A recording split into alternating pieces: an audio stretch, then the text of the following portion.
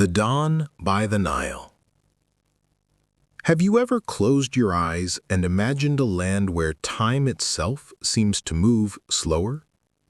A place where sand meets water, where every sunrise feels ancient, and where stories stretch farther than memory can reach. That land is Egypt, and tonight we'll drift softly down the Nile and let history whisper to us. So take a deep breath, settle in, and let's begin at the very beginning. Long before the pyramids, before the pharaohs, before even the word Egypt existed, there was only the river, the Nile. Every year it rose and fell, flooding the land with silt, turning desert into green. To the people who lived along its banks, this rhythm wasn't just water, it was life itself. In a world of endless sand, the Nile was a living god. By around 5000 BCE, small communities began to gather along its edges. They built mud huts and watched the river carefully, learning when it would rise. They planted barley and emmer wheat. They crafted small pots decorated with fish, reeds, and spirals, symbols of the water that gave them everything. No one yet dreamed of empires.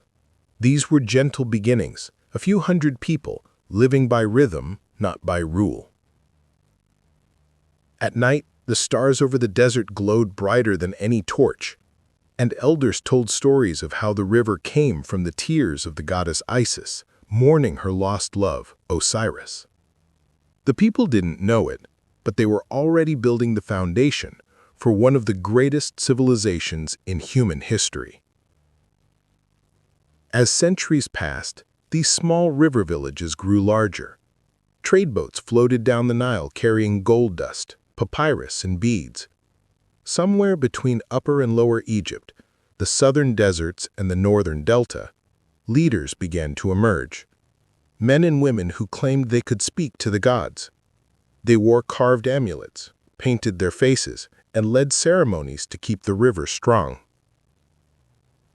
By around 3100 BCE, a man named Narmer, or as later ages would call him, Menes, united these two lands. He wore the white crown of the south and the red crown of the north. On a stone tablet known as the Narmer Palette, he is shown smiting his enemies, watched over by divine falcons. It's not just art, it's a declaration. Egypt had become one. And so began the first dynasty.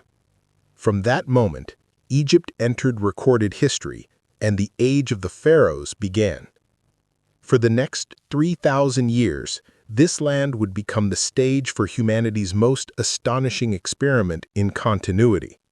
A civilization that endured, almost unchanged, while kingdoms elsewhere rose and fell like the tides. The early kings built tombs of mud brick called mastabas, simple, slanted structures meant to protect their bodies in death. They believed that death was not an end, but a journey. If your name was remembered, you lived forever. And so, even now, thousands of years later, when we speak their names softly, Narmer, Den, Mernith, Djoser, we keep them alive.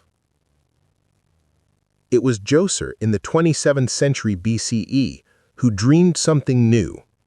He asked his architect, Imhotep, to build a tomb that would rise toward the heavens. Imhotep stacked mastaba upon mastaba, creating the step pyramid of Saqqara, the first great stone monument on Earth. When it was complete, it shimmered in the desert sun like something not built by human hands. It was the first whisper of what was to come, the age of the pyramids. The kings who followed wanted to go even higher. Snefru, a clever and restless ruler, built not one but 3 pyramids. He perfected the smooth sides that we now know so well, and his son Khufu would take that dream and make it eternal. The Great Pyramid of Giza, completed around 2560 BCE, was a marvel even in its own time. Made of over 2 million limestone blocks, each weighing several tons, it aligned almost perfectly with the stars. To this day, we still don't fully understand how they achieved such precision.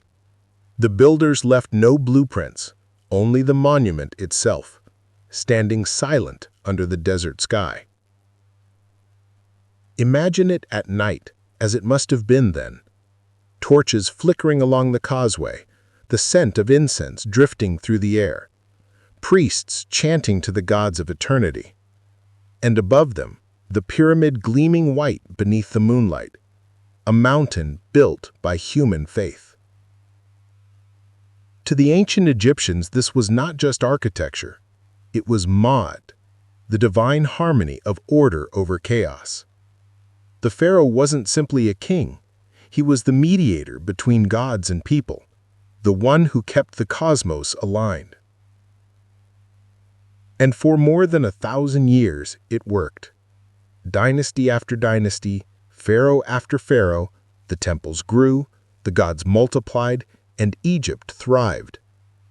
While the rest of the world stumbled through wars and migrations, Egypt remained timeless, like the slow, eternal river that fed it. When you walk among the ruins today, you can almost feel that calm. The sand hums faintly with memory. The air feels heavier, older, as if the stones themselves remember. The old kingdom eventually faded, as all golden ages do. The pyramids still stood, gleaming in the desert light, but the power behind them began to crumble. The Nile shifted its floods, harvests weakened, and the distant governors, called nomarchs, began to rule their regions as if they were small kingdoms of their own. The voice of the pharaoh grew quiet. For a time, Egypt slipped into what historians call the First Intermediate Period. It sounds dramatic, but really it was a time of confusion, a pause between greatness. The monuments were smaller, the hymns more desperate. But even in this twilight, the people never lost faith in the Nile or in the promise of renewal. Because Egypt, more than any other civilization, believed that everything, even chaos, must one day return to balance. And so it did. Around 2050 BCE, a new ruler arose from the south, from the city of Thebes. His name was Mentuhotep II, and he carried with him the old dream of unity. He marched north, reunited the two lands, and restored Ma'at, the divine harmony of order. Under his reign, Egypt was reborn. Thebes became the heart of the nation, a city of gods, music, and learning. Its temple to Amun grew into one of the most powerful religious centers in the ancient world. The priests of Thebes said that Amun was the hidden one, the god of wind and mystery, the breath of life itself. At night, when the desert air cooled and the stars shimmered above the black water of the Nile, the people prayed that Amun would move through them like the breeze. This was the beginning of what historians now call the Middle Kingdom, a time of restoration and quiet glory. Pharaohs no longer built massive pyramids. Instead, they focused on art, literature, and law. Poets wrote of love and loneliness, scribes recorded the wisdom of the ages, and far from the royal court, farmers along the river found peace in the steady rhythm of planting and flood. It was in this era that Egypt began to look beyond its borders once again. Caravans crossed into Nubia in the south and the deserts to the east. Trade brought gold, incense, and exotic woods. Every journey added another layer to the story of Egypt, each grain of sand shaped by the winds of ambition and faith. But peace, like the river, is never still. Over time, the Middle Kingdom weakened too. A new people, the Hyksos, came from the northeast, bringing with them strange weapons and swift horses. They conquered the delta and ruled for over a century. The Egyptians saw them not as invaders, but as a test, another dip in the eternal cycle of rise and fall. Eventually, Thebes rose again. A family of warrior kings, Ahmose, Kamose, and those who came after, drove the Hyksos out and restored Egypt's independence. And with that victory came a new era, brighter than any before. This was the new kingdom, the age of empire, of gold and glory, and perhaps the most famous names in all of Egyptian history. Hatshepsut, the queen who ruled as king; Thutmose III, the conqueror; Akhenaten, the dreamer; Nefertiti, the beauty; and Tutankhamun, the boy whose tomb would one day awaken the world.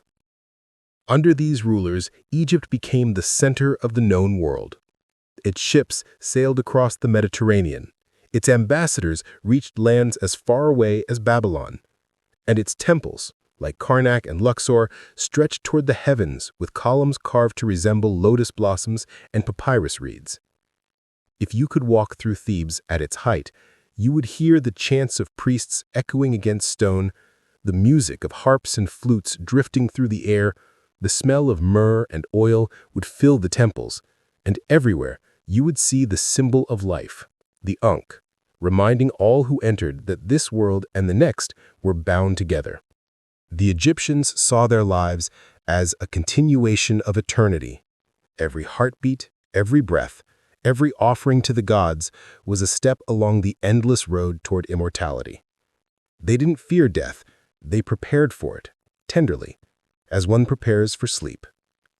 It was during this time that art reached its peak. Walls were painted not only with scenes of battle and ceremony, but also of gardens, pets, laughter, and love. Even the tombs of common people showed their families sharing bread under the sun. In this way, Egypt became something rare, a civilization obsessed with eternity, but deeply in love with life itself. And yet the same sands that preserve also consume. Time, slow and patient, began its quiet work. The mighty pharaohs grew old, the priests gained more power than the kings they served, and the edges of the empire began to fray. By the time Ramses the Great ruled, Egypt was still magnificent, but the glory was starting to flicker. Ramses built colossal statues of himself, entire temples carved from mountains. But even he could not stop the tides of history. Foreign powers were stirring beyond the horizon, and Egypt's long dream was beginning to waver. Still, as the sun set over Thebes and the cool night settled over the Nile, the people continued their prayers. They whispered to the gods, as they always had, asking for one more flood, one more harvest, one more season of peace. Because even in decline, Egypt remained eternal, a land where every ending was only the beginning of another story. The sands of time never rest. As Egypt's empire stretched its borders wider, cracks began to form beneath the golden surface. Trade routes faltered, harvests waned, and the cost of empire weighed heavily on the people.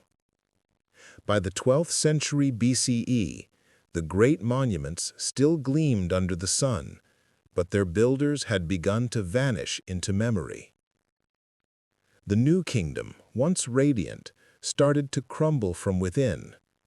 The priests of Amun, grown wealthy and powerful, held more influence than the pharaohs themselves. Temples became treasuries, faith turned into politics, and the balance of Ma'at, that sacred harmony, began to tilt. The last great kings, like Ramses III, fought valiantly against invaders known as the Sea Peoples, mysterious raiders who came from beyond the horizon, burning cities and shattering kingdoms. Though Egypt survived, it was never the same again. The strength of the pharaohs waned, and the empire broke into smaller pieces once more. For centuries after, Egypt fell under the shadows of foreign rulers. The Libyans came first, then the Nubians from the south. Each adopted the customs of Egypt, honoring its gods, speaking its language, trying to claim its ancient glory. But the old magic had dimmed. By 700 BCE, the Assyrians swept in from Mesopotamia, fierce warriors who saw Egypt not as a holy land, but as a prize. Cities were burned, temples looted. Yet Egypt endured, as it always did. Soon the invaders were gone, replaced by Persians, who ruled from faraway capitals but still respected the mystery of the Nile. Through it all, the people carried on. They farmed, prayed, built small shrines to the gods. Life in Egypt was like the river itself, bending, changing, but always flowing. Then came a conqueror whose name would echo for centuries, Alexander the Great. In 332 BCE, he marched into Egypt without bloodshed. The Egyptians, weary of Persian rule, welcomed him as a liberator. In the desert near the Nile Delta, Alexander founded a new city, Alexandria, a place that would one day become the crown jewel of learning and culture. When Alexander died young, his empire shattered. But Egypt found new rulers, the Ptolemies, his Macedonian successors. Though they were Greek by blood, they became Egyptian by heart.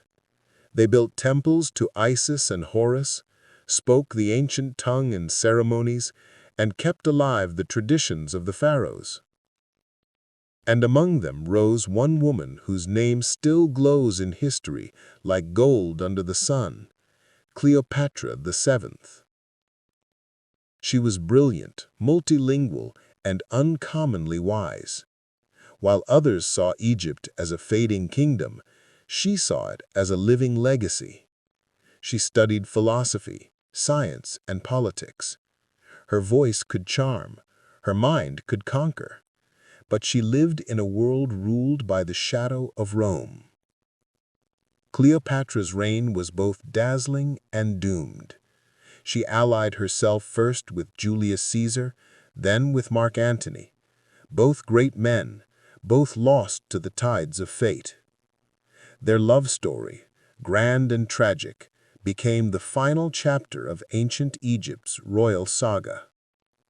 When Octavian, later known as Augustus, defeated Antony and Cleopatra at the Battle of Actium in 31 BCE, the old world finally slipped into silence.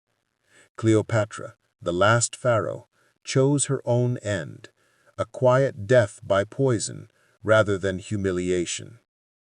And with her passing, the line of the pharaohs, stretching back 3,000 years, came to an end. The temples of Egypt still stood, the Nile still flowed, but now the eagle of Rome spread its wings across the land. Egypt became a province, a jewel in the empire's crown, supplying grain to feed Rome's hungry legions. And yet, the spirit of Egypt did not die. Roman emperors built their own temples here, carved their names beside hieroglyphs older than their own gods. They knew, as everyone who ever came to Egypt would know, that this land could not be conquered, only borrowed. For even as empires rose and fell, Egypt remained eternal. Its people adapted, its faiths evolved, its stories merged with those of Greece and Rome.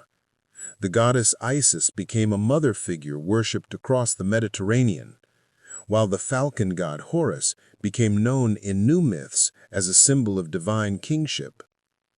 When night fell over the ruins of Thebes or Memphis, the desert wind carried the same whispers it always had, stories of kings, of floods, of stars, and of rebirth. Egypt was changing, but it was never gone. It was simply dreaming, waiting for the next dawn. When Rome took Egypt, the old gods seemed to fall silent. Marble replaced sandstone, Latin replaced hieroglyphs, and the once sacred temples became echoes of forgotten prayers. Yet deep within the villages along the Nile, the spirit of Egypt endured, quiet, unbroken, and eternal. The Romans ruled for centuries, turning the Nile's bounty into the breadbasket of their empire. Ships laden with grain sailed from Alexandria to feed the people of Rome. But with the passing of time, the great empire itself began to crumble, and when Rome split in two, Egypt found itself part of the Byzantine world, Christian, yet still haunted by the whispers of its ancient gods. In the 4th and 5th centuries, new faith swept across the land. Old temples were closed, and crosses rose where once stood obelisks. But even the Christians of Egypt, the Copts, carried echoes of the past. Their language descended from the tongue of the pharaohs, their art shimmering with colors that had once adorned the tombs of kings. Then, in the 7th century, a new dawn came from the east. Arab armies arrived, bringing with them the message of Islam. The ancient land embraced the new faith, and Egypt was reborn once more, not as the empire of the pharaohs, but as a shining heart of the Islamic world. The Arabic language flowed into the Nile like a second river, blending with the old to form something timeless. Cairo rose from the sands, a city of minarets, learning, and power. By the 10th century, it was the jewel of the Fatimid Caliphate, a place where scholars, poets, and astronomers gathered under starlit skies. The call to prayer echoed through narrow streets where once chariots had rolled. History had turned its wheel, yet the rhythm felt familiar. Centuries passed, and Egypt became a crossroads of the world, ruled by Mamluk warriors, then by Ottoman sultans.